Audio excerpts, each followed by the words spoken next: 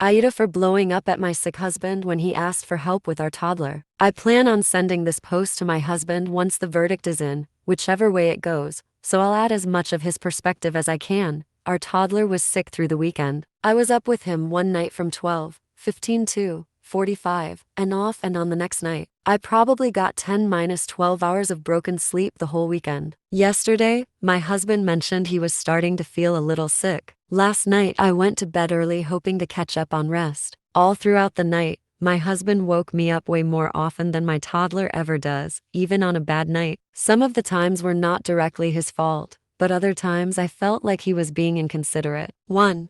He snored loudly in my ear. 2. He asked for another blanket because he had the chills. I told him it was at the foot of the bed. He asked for help and reminded me that he helps me when I'm sick, and that he'd still do the morning routine with our son. 3. He had a nightmare I had to shake him awake from. Normal. 4. He whispered at Alexa to ask for the time. 5.